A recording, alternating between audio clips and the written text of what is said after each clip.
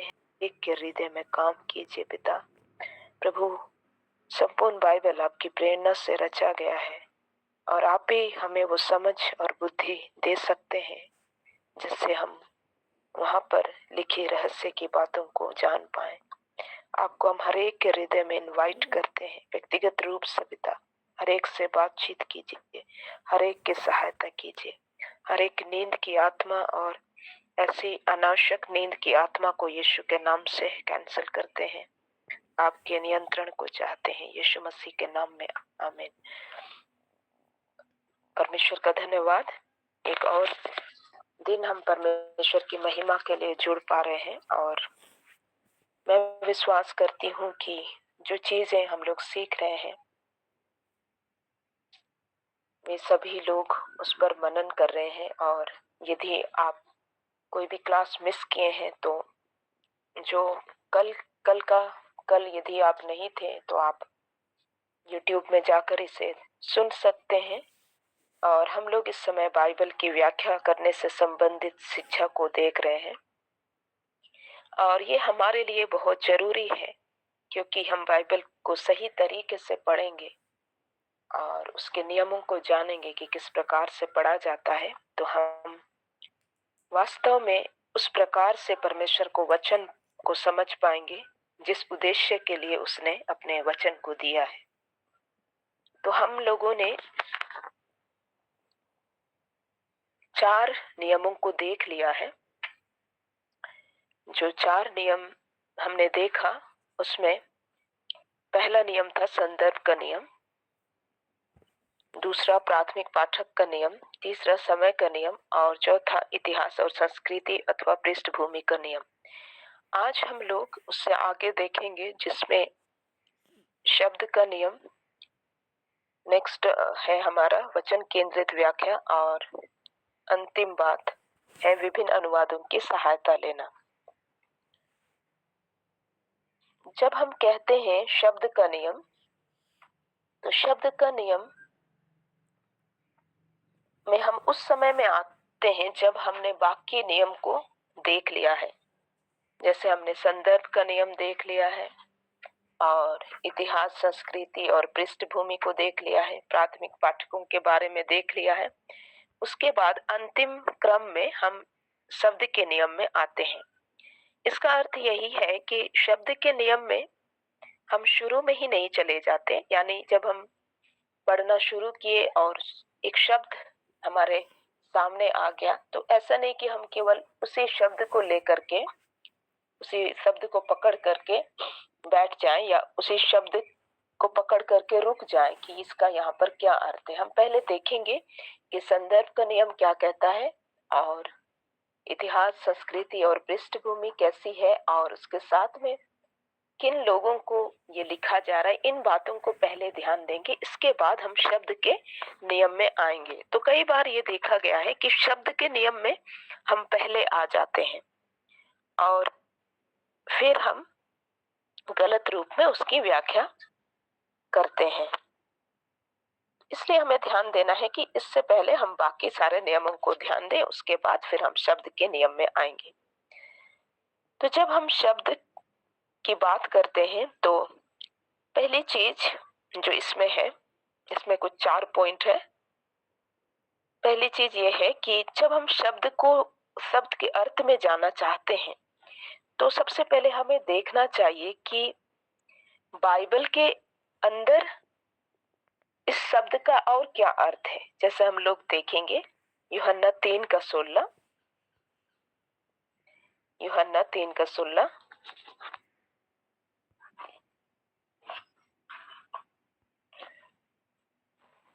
कोई भी पढ़ सकते हैं।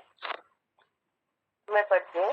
क्योंकि परमेश्वर ने जगत से ऐसा प्रेम रखा कि उसने अपना एकलौता पुत्र दे दिया ताकि जो कोई उस पर विश्वास करे वह नष्ट न हो जाए परंतु अनंत जीवन पाए।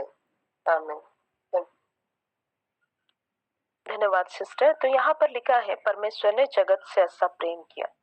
तो जगत के लिए हम जो शब्द इस्तेमाल करते हैं आमतौर पर और भी शब्द है, लेकिन यहाँ पर यहाँ पर संसार इस्तेमाल नहीं किया गया है, यहाँ पर जगत इस्तेमाल किया गया है। लेकिन हम लोग इन जनरल हमारे सामान्य दुनिया में देखें तो हम लोग जगत और संसार पर्यायवाची के रूप में देखते हैं। और उसी प्रकार से हम एक और वचन देख लेंगे, पहला यूहन्ना 2 उसका दूसरा अध्याय उसका 15 पद। पहला यूहन्ना दूसरा अध्याय उसका 15 पद।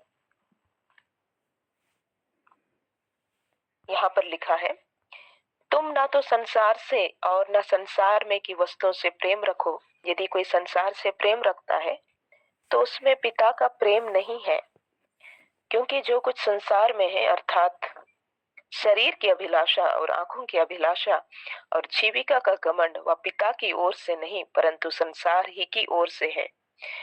संसार और उसकी अभिलाषाएं दोनों मिटते जाते हैं, पर जो परमेश्वर की इच्छा पर चलता है वह सर्वदा बना रहेगा।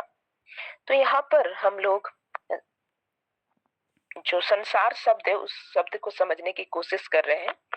यूहन्ना 3:16 में हमने इस बात को देखा कि वहां पर जो सामान्य दुनिया है उसके बारे में बात हो रहा है, लेकिन वहां पर जगत शब्द का इस्तेमाल हुआ है।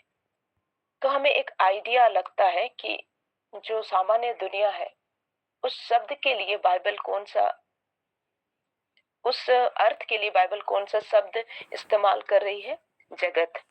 लेकिन यहाँ पर जब हम लोग देखते हैं, लेकिन हम लोग का जो हिंदी पर्यायवाची जिसको हम लोग बोलते हैं, जिसमें हम लोग पढ़ते हैं, तो उसमें देखेंगे तो संसार, दुनिया, जगत, विश्व, पृथ्वी, ये सब का एक ही अर्थ होता है। तो यहाँ पहला यूहन्ना 2:15 में हम लोग देखें, दूसरा अध्याय 15 में, तो तुम ना तो संसार से और न संसार में की वस्तुओं से प्रेम रखो।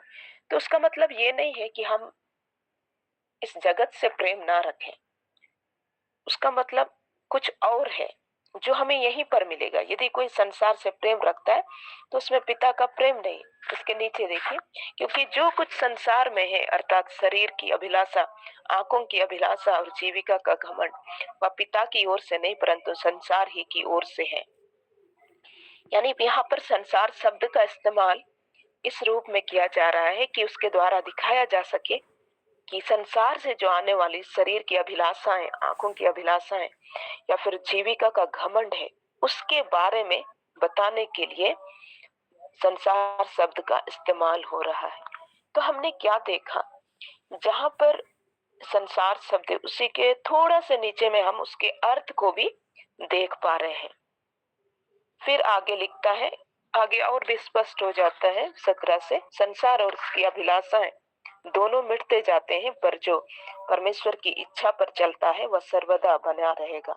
तो यहाँ पर हम कह सकते हैं कि यहाँ पर संसार शब्द का जो इस्तेमाल हो रहा है वो सांसारिक मोह माया के लिए इस्तेमाल हो रहा है। तो इस प्रकार से हम शब्द के नियम को देखते हैं। हम बाइबल के द्वारा ही जानने की कोशिश करते हैं कि अन्य जगह पर इसका क्या अर्थ है, या फिर उसके आगे पीछे पढ़कर देखने की कोशिश करते हैं कि उसका क्या अर्थ है। तो इस प्रकार से हम शब्द के सही अर्थ तक पहुंच सकेंगे। और इस और भी कुछ जगह है जहां पर संसार शब्द का इस्तेमाल सांसारिक मोह माया के लिए इस्तेमाल किया गया है, जबकि ये जो जगत शब्द है उसका इस्तेमाल सामान्य जगत, हमारा जो दुनिया है, उसे दिखाने के लिए किया गया है। तो इस प्रकार से हम लोग देख पाते हैं कि बाइबल में लिखे शब्दों का क्या अर्थ है या उसके अर्थ तक हम कैसे पहुंच सकते हैं। दूसरी बात जो इसमें है, इसी शब्द के नियम के अंतर्गत शब्द अर्थ बदलते हैं, यानी कि एक ही शब्द के अलग अलग अर्थ हमें देखने के लिए मिलते हैं। हम लोग देखेंगे, इसका कुछ उदाहरण देख लेंगे। उत्पत्ति 2:3 यदि किसी को मिल जाए तो आप पढ़ने में सहायता कर सकते हैं।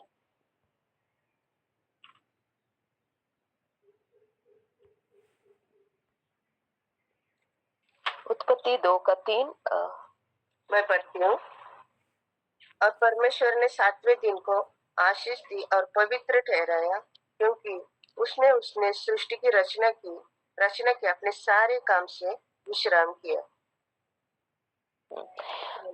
हम लोग क्या देख रहे हैं? परमेश्वर ने 7वें दिन को बनाया और उसे आशीष दी और पवित्र ठहराया। तो यहाँ पर पवित्र शब्द का इस्तेमाल हुआ है। हम लोग उसी पवित्र शब्द को देखेंगे कि किस प्रकार ये जो पवित्र शब्द है उसके अर्थ अलग अलग दिखाई देते हैं, या पवित्र शब्द का इस्तेमाल अलग अलग अर्थों को दिखाने के लिए भी किया गया है। तो यहाँ पर हम लोग देख रहे हैं कि परमेश्वर ने 7वें दिन को बनाया, उसको आशीष दी और पवित्र ठहराया। तो यहाँ पर पवित्र ठहराने का यदि हम लोग जो हम सामान्य तौर पर अशुद्ध या शुद्ध वाला अर्थ समझते हैं, तो हमको यही लगेगा कि पवित्र शब्द का अर्थ है कि उस दिन को शुद्ध किया। तो फिर एक प्रकार का क्वेश्चन हमारे मन में आ सकता है कि तो बाकी दिन अशुद्ध थे क्या, कि अलग से 7वें दिन को शुद्ध करने की जरूरत पड़ी? तो फिर तो फिर हम संदेह कर सकते हैं कि परमेश्वर किस प्रकार से सृष्टि कर रहा है। तो यहाँ पर हमें समझना होगा कि यहाँ पर पवित्र ठहराने का मतलब है कि अलग करना, किसी विशेष उद्देश्य के लिए अलग करना। बाकी जो 6वें दिन तक परमेश्वर ने सृष्टि की, उसे भी उसने बनाया और अच्छा ही बनाया, लेकिन जब वो 7वें दिन को बना रहे हैं तो वो विश्राम दिन के रूप में, और बाद में उस विश्राम दिन में कई सारी चीजों को करने के लिए कहा गया कि तुम्हें आराधना करना है, उस दिन को विशेष रूप से परमेश्वर की महिमा के लिए निकालना है। तो यहाँ पर पवित्र कहने का मतलब यही है कि इसे अलग करना विशेष उद्देश्य के लिए। तो पवित्र का अर्थ हमेशा शुद्ध या अशुद्ध नहीं होता है, लेकिन इसका कुछ और भी अर्थ होता है। जैसे यहाँ पर अर्थ है अलग किया जाना विशेष उद्देश्य के लिए। उसी प्रकार हम लोग देखेंगे यूहन्ना 17:19, यूहन्ना रचित सुसमाचार उसका 17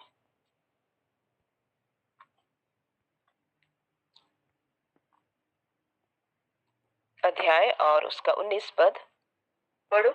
यहाँ पर हाँ बोलिए, पढ़िए सिस्टर। और उनके लिए मैं अपने आप की पवित्र करता हूँ ताकि वे भी सत्य के द्वारा पवित्र किए जाएं। और यहाँ पर लिखा है और उनके लिए मैं अपने आप को पवित्र करता हूँ। यहाँ पर मैं कौन है? यदि हम लोग ऊपर से देखें तो यीशु मसीह की प्रार्थना है, यीशु की महायाजकीय प्रार्थना स्वयं के लिए लिखा हुआ है। ठीक है, तो यहाँ पर यीशु मसीह कह रहे हैं कि मैं अपने आप को पवित्र करता हूँ। तो उसका मतलब ये नहीं है कि यीशु मसीह अपवित्र थे और उन्हें किसी प्रकार से शुद्ध होने की जरूरत थी। यहाँ पर वही सेम मीनिंग जो हमने पहले देखा वही अर्थ रखता है। यहाँ पर भी अलग किया जाना। यीशु मसीह अब तक परमेश्वर की सेवा कर रहे हैं पृथ्वी पर होकर, लेकिन अब वो विशेष रूप से अपने आप को पवित्र करने की बात कर रहे हैं कि मैं अपने आप को उस मृत्यु के लिए अलग करता हूँ, मैं अपने आप को पवित्र करता हूँ ताकि वे भी सत्य के द्वारा पवित्र किए जाएं। और इस प्रकार से वे सत्य के द्वारा पवित्र किए जाएं। चेलों के विषय में या बाकी लोगों के विषय में यीशु मसीह प्रार्थना कर रहे हैं। तो यहाँ पर भी एक विशेष काम के लिए यीशु मसीह स्वयं को अलग करना चाहते हैं और उसके लिए वे शब्द का इस्तेमाल कर रहे हैं कि मैं अपने आप को पवित्र करता हूँ। फिर और भी कुछ अर्थ हम लोग देख लेते हैं। मत्ती 6:9। ये प्रभु की प्रार्थना है, हम सभी लोग इसे जानते हैं। 6:9 यहाँ पर लिखा है, अतः तुम इस रीति से प्रार्थना किया करो, हे हमारे पिता तू जो स्वर्ग में है, तेरा नाम पवित्र माना जाए। यहाँ पर भी पवित्र शब्द का इस्तेमाल हो रहा है, लेकिन यहाँ पर इसका अर्थ अलग किया जाना नहीं है, लेकिन इसका अर्थ है तेरा नाम सुनाम किया जाए या तेरा नाम अच्छा माना जाए। तो यहाँ पर बदनाम या सुनाम होने के संदर्भ में बातें हो रही है। और क्योंकि हम लोग इजराइल के इतिहास को देखें तो परमेश्वर ने इस बात को कहा था कि इजराइल ने परमेश्वर के नाम को अपवित्र किया है। हम लोग देख लेंगे यह एजेकिएल 36:21 में।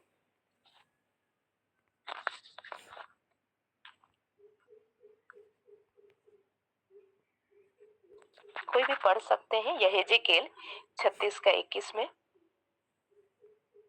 परंतु मैंने अपने पवित्र नाम की सुधि ली, जिसे इस्राएल के घराने ने उन जातियों के बीच अपवित्र ठहराया था जहाँ वे गए थे।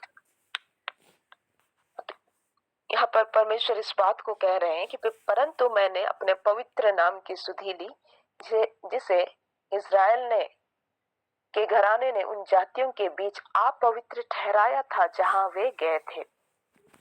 तो इज़राइल का जो घराना है, हम लोग जानते हैं कि वे हमेशा पाप में पड़ते रहते थे और इस प्रकार से उन्होंने परमेश्वर के नाम को किसी रीति से बदनाम कर दिया था, किसी रीति से उसका नाम जो है उसे खराब कर दिया था। उसी बात को वे कह रहे हैं कि हम लोग पवित्र शब्द पे यहाँ पर नहीं जाएंगे, हम लोग अपवित्र शब्द पे जाएंगे, क्योंकि पवित्र और अपवित्र एक दूसरे का ऑपोजिट शब्द हम समझते हैं, उसका विलोम शब्द है। उन जातियों के बीच अपवित्र ठहराया, तो यहाँ पर अपवित्र कहने का अर्थ यह है कि उन जातियों के बीच उसे बदनाम किया, उन जातियों के बीच उस नाम को खराब किया और फिर उसी चीज को हम लोग प्रभु की प्रार्थना में इस रूप में करते हैं कि तेरा नाम पवित्र किया जाए या तेरा नाम पवित्र माना जाए।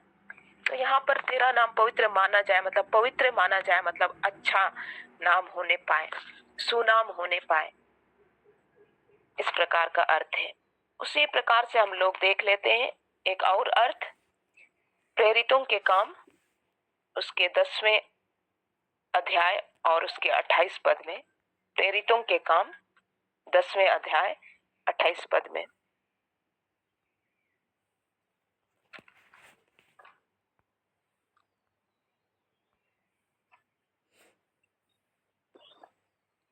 प्रेरितों के काम 10वें अध्याय 28 पद पढ़ सकते हैं आप? पढ़ती हूँ मैं। उनसे कहा, तुम जानते हो कि अन्य जाति की संगति करना या उसके यहाँ जाना यहूदी के लिए अधर्म है, परंतु परमेश्वर ने मुझे बताया है कि किसी मनुष्य को अपवित्र या अशुद्ध ना कहो। हाँ, हम लोग जानते हैं इसका संदर्भ ये चल रहा है कि पतरस जो है वो उसके पास स्वर्गदूत आते हैं और उसे लेकर के जाते हैं कुरनेलियुस के घर में और उससे संबंधित बातें हो रही है और फिर वहां पर उसे कुछ बातें पता चलता है और फिर वो इस बात को कह रहे, उनसे कहा, तुम जानते हो कि अन्य जाति की संगति करना या उनके यहाँ जाना यहूदी के लिए अधर्म है, परंतु परमेश्वर ने मुझे बताया है कि किसी मनुष्य को अपवित्र या अशुद्ध ना कहूं।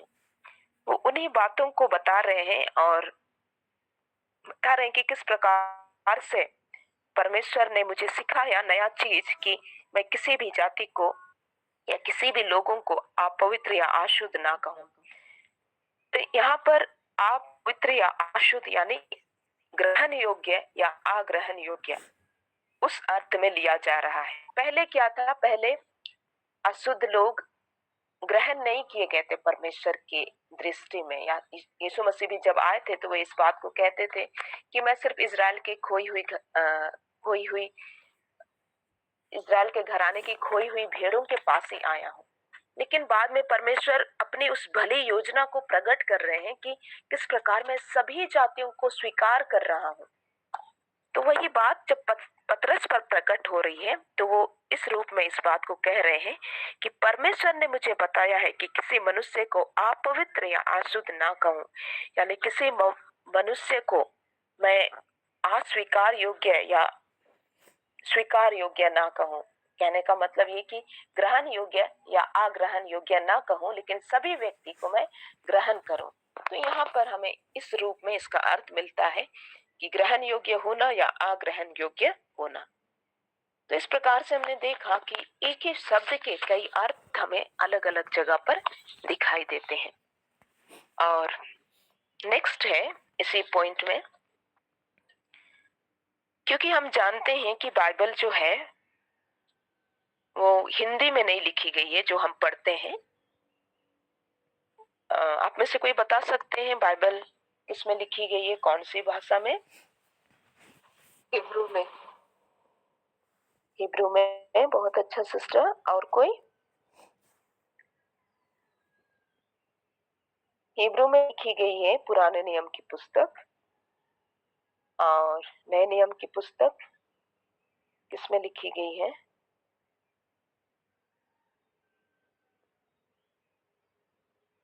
नए नियम की पुस्तक किसमें लिखी गई है?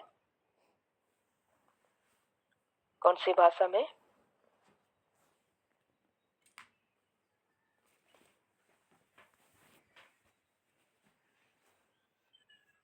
तो ये हम लोग देखते हैं कि हिब्रू में पुराने नियम की पुस्तक लिखी गई है।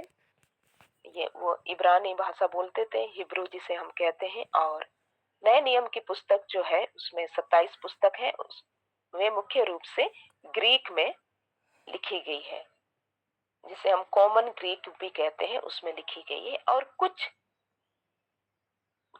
कुछ थोड़े रूप में आरामिक शब्द का भी इस्तेमाल हुआ है, विशेष रूप से दानियल और एजरा की पुस्तक में, जहां पर वे लोग अपने लोकल लैंग्वेज का प्रयोग करते हैं, वहां पर आरामिक भाषा का भी इस्तेमाल हुआ है। तो ये 3 भाषा में मुख्य रूप से लिखी गई है, हम कह सकते हैं। या हम मुख्य रूप से कहेंगे तो हिब्रू और ग्रीक में, आरामिक में बहुत कम मिलता है, हमें कुछ ही अध्याय या पद मिलते हैं।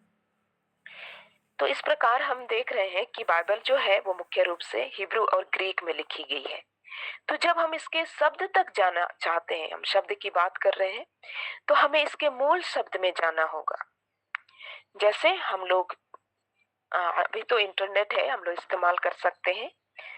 और मेरे पास एक ऐप है, मोबाइल ऐप है, उसे मैं शेयर करना चाहती हूँ।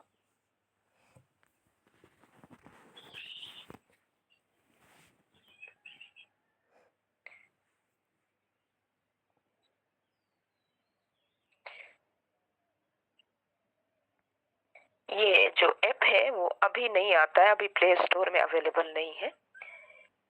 हाँ, इसका नाम है माई स्वॉर्ड ऐप, माई स्वॉर्ड।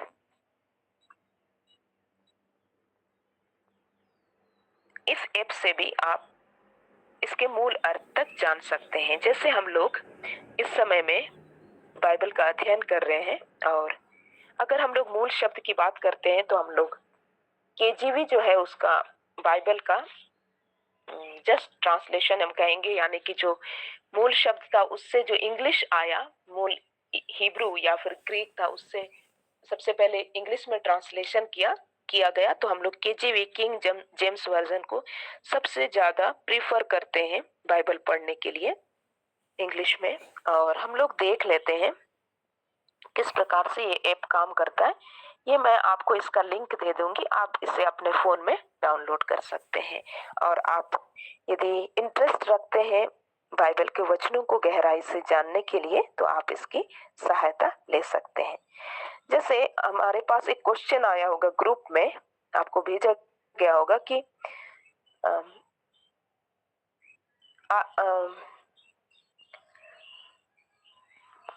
पहला यूहन्ना रचित सुसमाचार से हमें एक क्वेश्चन भेजा गया था। सुनीता सिस्टर, आप बता सकते हैं कौन सा क्वेश्चन था? हाँ, आदि में वचन था, वचन परमेश्वर के साथ था। तो हमें एक क्वेश्चन पूछा गया था कि वहां पर वचन का क्या अर्थ है। तो यहाँ पर हम लोग देखते थे, आपको दिख रहा होगा यहाँ पर मेरे स्क्रीन में, in the beginning was the word. यहाँ पर वर्ड, वचन शब्द इस्तेमाल हो रहा है। तो हम लोग देख लेते हैं, यहाँ टाइप करें, उसको सेलेक्ट करेंगे तो हमें यहाँ पर दिख जाएगा लोगोस। तो यहाँ पर कौन सा शब्द इस्तेमाल हो रहा है? लोगोस, जो जिसके बारे में हमने पढ़ चुका है। तो हम इसके शब्द के अर्थ तक जा पाएंगे। उसी प्रकार से एक और क्वेश्चन हमें दिया गया था, जो था, धीरे धीरे इसे आप इस्तेमाल करना सीख जाएंगे इंस्टॉल करने के बाद। हाँ, इफिसियों की पत्री 6 उसका 17 पद में भी वचन शब्द का इस्तेमाल हुआ है। और क्वेश्चन में पूछा गया था कि वहां पर वचन शब्द का क्या अर्थ है। तो यहाँ पर है and take the helmet of salvation and the sword the spirit which is the word of God. तो यहाँ पर वर्ड जो शब्द है वहां पर आपको नंबर दिख रहा होगा G4487, वहीं पर मैं सेलेक्ट कर रही हूँ। वहां पर क्लिक करने से हमें उसका जो मूल शब्द है वो मिल जाएगा, रेमा। यहाँ पर दिख रहा होगा आपको रेमा, और फिर उसका डेफिनेशन या उसका अर्थ भी हमें यहाँ पर दिख जाएगा। तो इस रूप में भी हम बाइबल का स्टडी कर सकते हैं और उसके मूल शब्द तक पहुंच सकते हैं, और फिर हम वहां से अर्थ को देख सकते हैं। तो इसे मैं शेयर कर दूंगी, आप इसे डाउनलोड कर सकते हैं। तो हमने ये देख लिया, और फिर इसी शब्द के नियम में कुछ और बातें हैं, हम लोग उसको भी देख लेते हैं। कभी कभी क्या होता है कि हम लोग किसी भी शब्द का बहुत अधिक आत्मिक अर्थ निकालते हैं। जैसे कि हम लोग यूहन्ना रचित सुसमाचार में देखें तो वहां पर यूहन्ना रचित सुसमाचार 7वें अध्याय और उसका 38 पद में हमें मिलता है, पर्व के अंतिम दिन जो मुख्य दिन, 38 पद, जो मुझ पर विश्वास करेगा जैसा पवित्र शास्त्र में आया है उसके हृदय में से जीवन के जल की नदियां बह निकलेंगी। तो यहाँ पर एक शब्द इस्तेमाल हो रहा है, जल। ठीक है, जल का इस्तेमाल हो रहा है।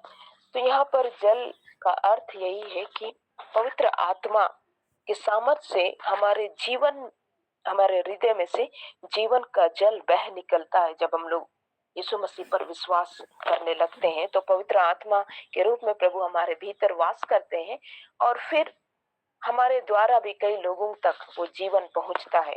उस संदर्भ में बातें की जा रही है। लेकिन जल का अर्थ हमेशा पवित्र आत्मा नहीं है। ऐसा नहीं है कि हम सभी जगह का जल शब्द में पवित्र आत्मा शब्द को लगाएं।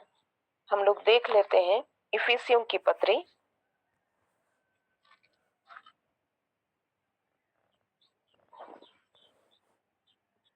5वां अध्याय उसका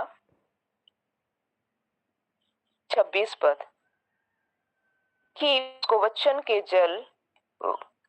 वचन के द्वारा जल के स्नान से शुद्ध करके पवित्र बनाए। तो यहाँ पर कलीसिया के बारे में बात हो रही है और उसके विषय में कहा जा रहा है कि उसको वचन के द्वारा जल के स्नान से शुद्ध करके पवित्र बनाए। अभी हमने जो देखा वो पवित्र आत्मा के विषय में देखा कि किस प्रकार से पवित्र आत्मा की सामर्थ्य हमारे हृदय में से निकलने लगेगी। लेकिन फिर हम लोग यहाँ पर देख रहे हैं तो यहाँ पर जल का कुछ और अर्थ है। यहाँ पर अर्थ है कि जल के स्नान से शुद्ध करके पवित्र बनाए। तो ऐसा भी नहीं है कि यहाँ पर सामान्य जल की बात हो रही है। जल के स्नान से भी हम लोग शुद्ध होते हैं, जल के स्नान से भी हम लोग शुद्ध होते हैं, लेकिन यहाँ पर कलीसिया को तेजस्वी करने की बात हो रही है। कलीसिया में जो कमी घटियां हैं, जो परफेक्शन नहीं है, उसे परफेक्ट बनाने की बात हो रही है। तो ये कैसा होगा? वचन के द्वारा जल के स्नान से, वचन के द्वारा, वचन को यहाँ पर जल के रूप में इस्तेमाल किया जा रहा है कि वचन रूपी जल जब बार बार कलीसिया पर पड़ेगा तो उसके द्वारा कलीसिया जो है वो शुद्ध होकर के पवित्र बनेगी, यानी वो तेजस्वी रूप में तैयार होगी। इस प्रकार से जल शब्द का इस्तेमाल हो रहा है। और इसका अर्थ ये नहीं है कि जल का अर्थ हमेशा पवित्र आत्मा या वचन होगा। जो सामान्य जल है उसके लिए भी इस्तेमाल किया गया है। जैसे जल में यीशु मसीह ने जल में डूबकर बपतिस्मा लिया, तो वहां पर जल पवित्र आत्मा या वचन नहीं था, वहां पर जल जो था वो सामान्य जल था। तो इस प्रकार से हमें समझना है कि कहाँ पर सामान्य रूप में अर्थ है और कहाँ पर उसका अर्थ कुछ और आत्मिक बातें हैं।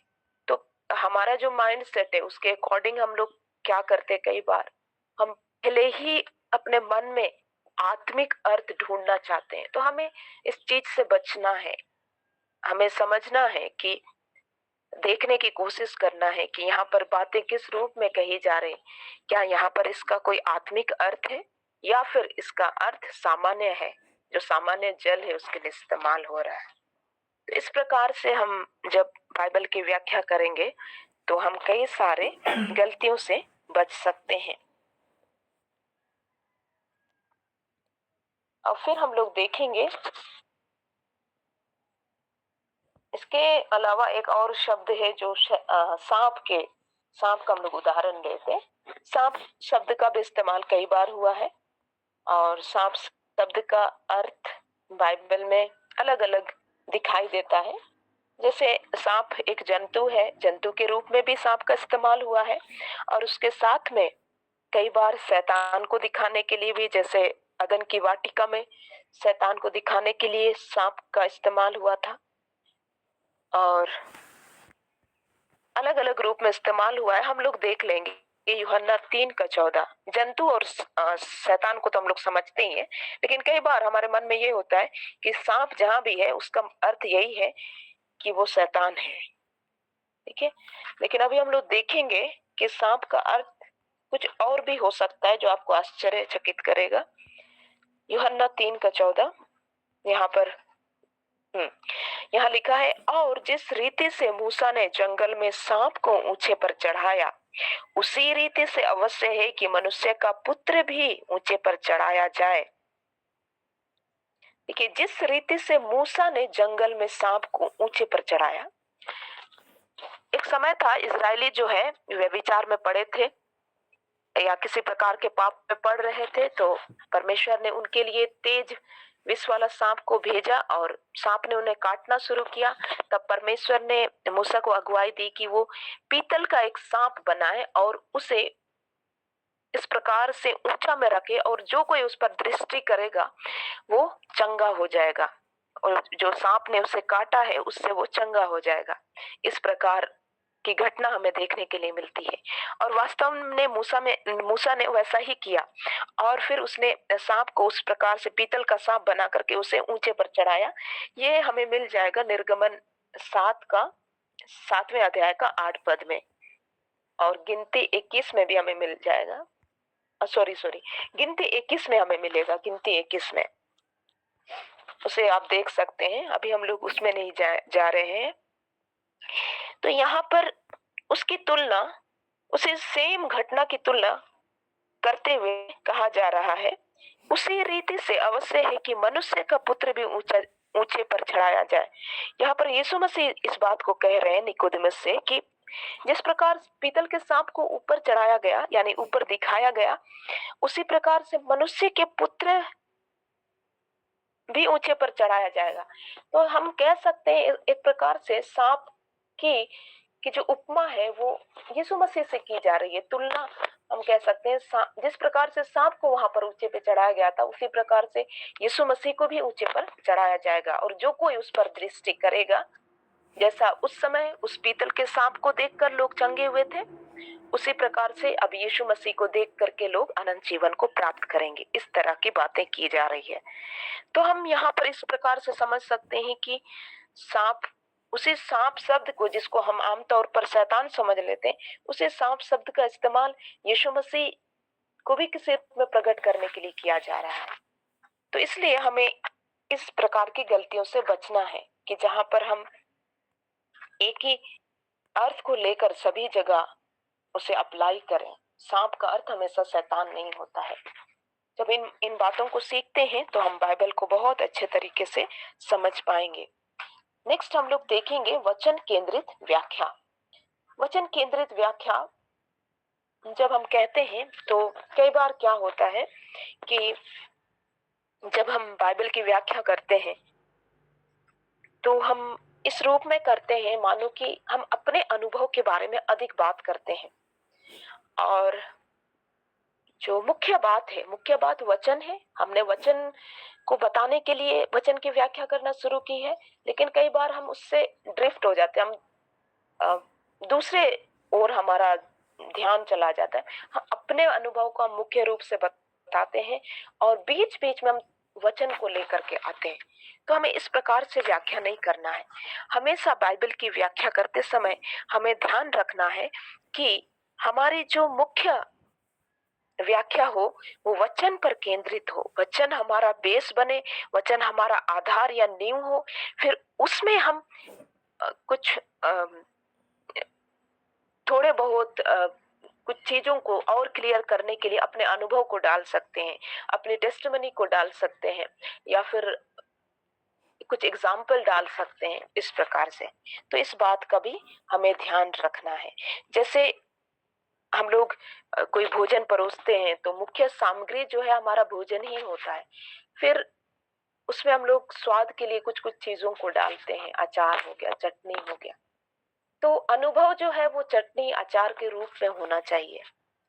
ऐसा ना हो कि हम चटनी या अचार को हम मुख्य सामग्री के रूप में लोगों के सामने प्रस्तुत करें, क्योंकि हम जानते हैं कि ये जो पूरी बाइबल है वो यीशु मसीह पर केंद्रित है और यीशु मसीह ही इसका केंद्र बिंदु है।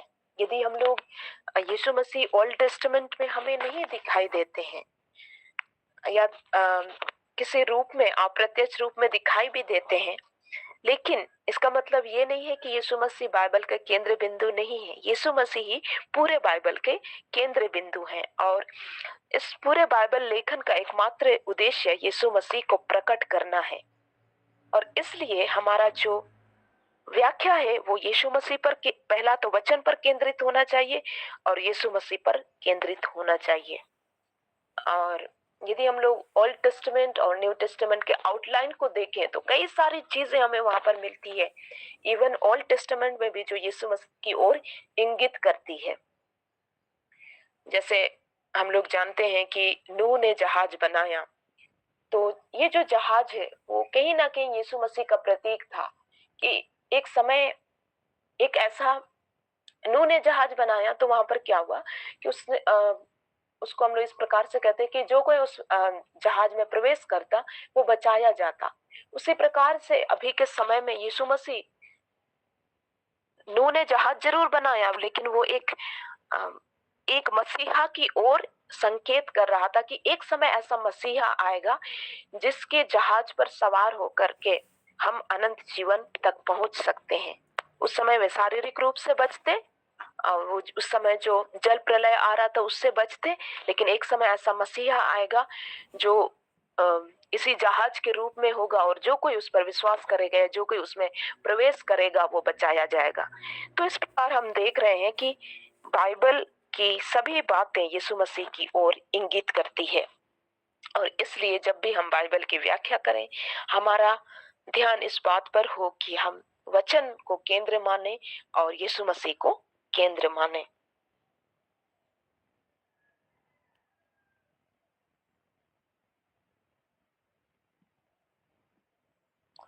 और इसी में अच्छा ठीक है, और भी कई बातें हैं लेकिन मैं इसे शॉर्ट कर रही हूँ। हम लोग नेक्स्ट जाएंगे। नेक्स्ट पॉइंट है विभिन्न अनुवादों की सहायता लेना, यूजिंग डिफरेंट ट्रांसलेशन।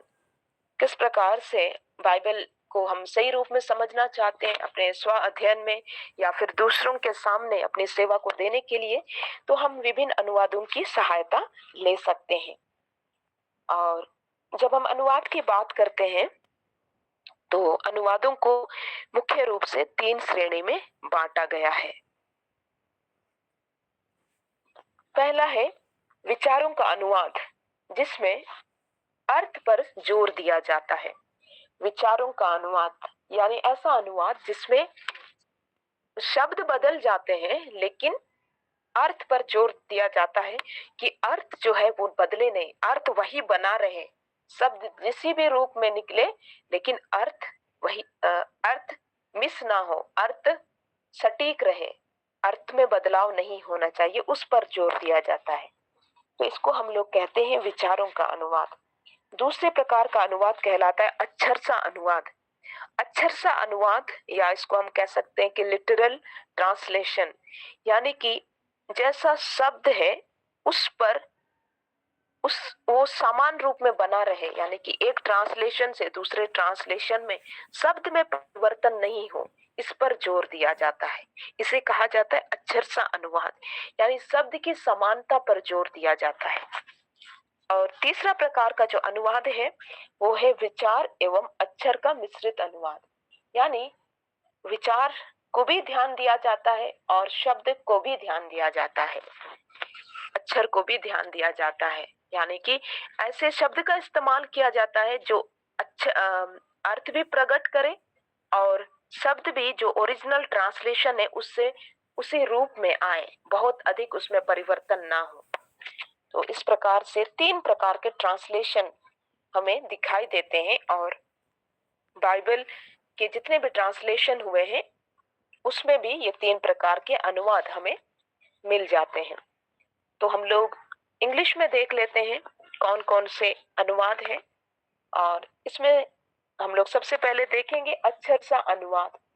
तो अक्षर सा अनुवाद यानी कि जिसमें अक्षर समान होने पर जोर दिया जाता है, शब्द वही रहे इस पर जोर दिया जाता है।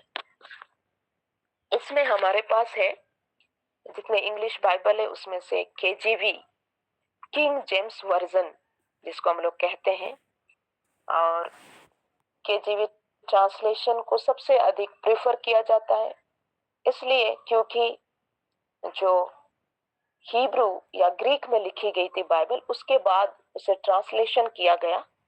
तो किंग जेम्स, राजा जेम्स के द्वारा इसे ट्रांसलेशन किया गया था, उन्हीं के नाम पर ये किंग जेम्स वर्जन रखा गया। सबसे पहली बार ये इंग्लिश में अनुवाद की गई।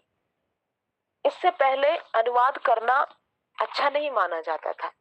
जैसे हमारे देश में है ना कि संस्कृत को बहुत होली लैंग्वेज माना जाता है और उसको उसी रूप में पढ़ा जाना चाहिए, उस प्रकार से कहा जाता है।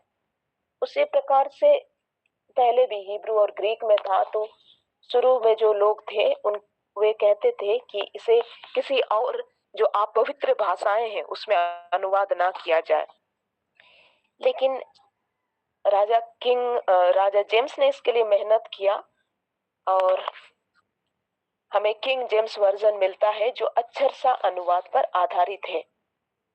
और फिर इसी का new king James version NKJV जिसको हम लोग कहते हैं वो दिखता है, ये भी अक्षर सा अनुवाद की कैटेगरी में ही है। फिर है RSV revised standard version, RSV revised standard version.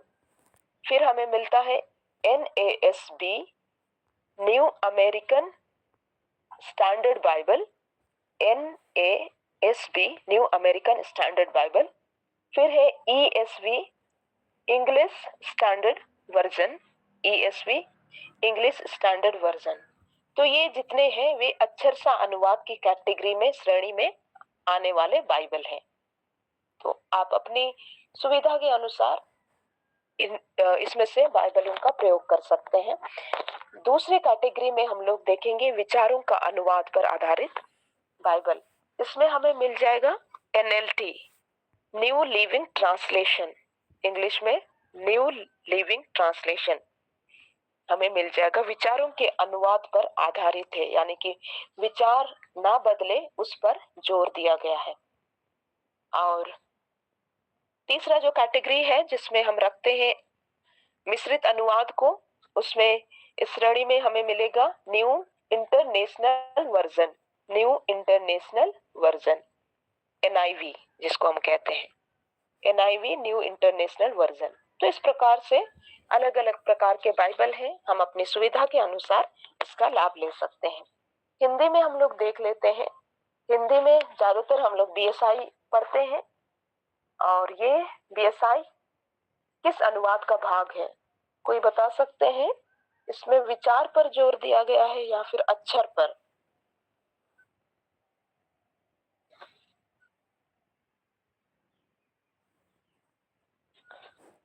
विचार पर मैम। विचार पर, ओके।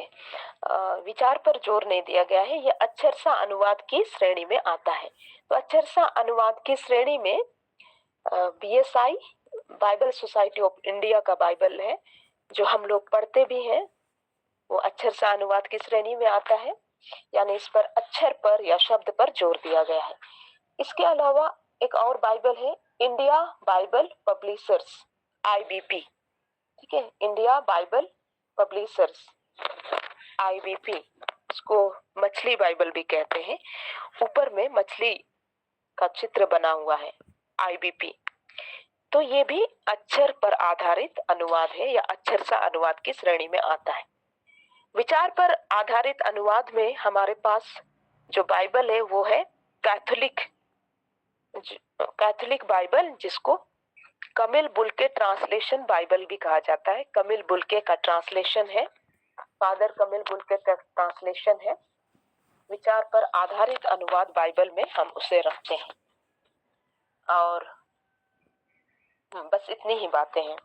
तो इस प्रकार से हमने देखा कि किस प्रकार से हम विभिन्न अनुवादों की सहायता ले सकते हैं। और हमने देखा कि ये सभी जो चीजें हैं या नियम है उस पर हमें ध्यान रखना है जब भी हम बाइबल की स्टडी करते हैं या फिर बाइबल की व्याख्या करते हैं। एक और बात जो हमारे लिस्ट में नहीं है और मैंने इसे ग्रुप में भी नहीं भेजा था, लेकिन हमें उस चीज पर भी ध्यान रखना है जब हम बाइबल की व्याख्या करते हैं। हमें मिलेगा 2 तीमुथियुस 3 का 16 से 17।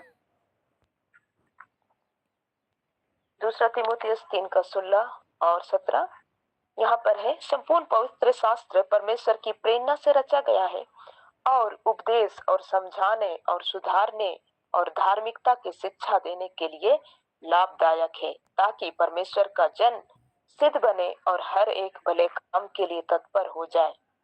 तो यहाँ पर हम इस बात को देख रहे हैं कि पूरा जो पवित्र शास्त्र है, बाइबल है, वो परमेश्वर की प्रेरणा से रचा गया है। यानी इसका जो लिखने वाला है, भले अलग अलग लेखक के रूप में हमें दिखते हैं, 40 अलग अलग लेखक हैं बाइबल के, लेकिन ये किसकी प्रेरणा से रचा गया? इसका जो मूल लेखक है वो परमेश्वर ही है। और इसलिए जब हम इन सभी नियमों का भी प्रयोग करते हैं, लेकिन ये अवश्य है कि हम इस बात को जाने कि हम परमेश्वर की सहायता लें। ये तो हम शारीरिक रूप से हम इन चीजों का ध्यान रखेंगे ही, लेकिन हम पवित्र आत्मा की सहायता से बाइबल का अध्ययन करें। जब हम ऐसा करते हैं, हम इसको इस रूप में ले सकते हैं कि जब भी हम बाइबल को खोलें या हम किसी सेवा के लिए जा रहे हैं और हमें वहां कुछ वचन बताना है, तो हम परमेश्वर से सहायता मांगे कि प्रभु आज मैं किस विषय पर वचन बांटूं। क्योंकि कई बार ऐसा होता है कि हमें नहीं पता कि वहां पर परिस्थितियां कैसी हैं, लेकिन परमेश्वर को पता है, पवित्र आत्मा को पता है। तो जब हम लोग पवित्र आत्मा की सहायता लेते हैं तो हमारे हृदय को तैयार करता है, वह वहां के लोगों की परिस्थिति के अनुसार हमारे अंदर वचनों को उभारता है। और कई बार ऐसा भी होता है कि जब हम अपना पर्सनल स्टडी कर रहे हैं बाइबल का, तो हम किसी प्रकार की समस्या में उलझे हुए हैं, और जब हम अध्ययन करेंगे तो परमेश्वर का आत्मा जो कि जानता है कि हम किस गड्ढे में पड़े हुए हैं, वो अगर हम उसकी सहायता लेते हैं तो वो हमारी सहायता करेगा और बाइबल के वचनों में से उन पदों से हमसे बातें करेगा। रेमा के रूप में वो हमारे लिए सॉल्यूशन को लेकर आएगी। इसलिए हम पवित्र आत्मा की सहायता के द्वारा इसे पढ़ें, क्योंकि ये प्रभु की आत्मा की प्रेरणा से या प्रभु की प्रेरणा से ही रचा गया है। और इस प्रकार से 17 में हम लोग देखते हैं, ताकि परमेश्वर का जन सिद्ध बने और हर एक भले काम के लिए तत्पर हो जाए। इसका उद्देश्य क्या है? ये कि परमेश्वर का जन जो है वो सिद्ध हो जाए और हर एक भले काम के लिए तत्पर हो जाए। हम में से हर एक लोग भले कामों के लिए तत्पर हो जाए। इस प्रकार से हमने बाइबल की व्याख्या करने से संबंधित वचनों को देख लिया, और मैं इतना ही कहना चाहती हूँ। बाकी का समय मैं आपको भी देना चाहती हूँ कि आप भी कुछ अपनी बातों को रखें। प्रभु आपको आशीष करे। आमीन।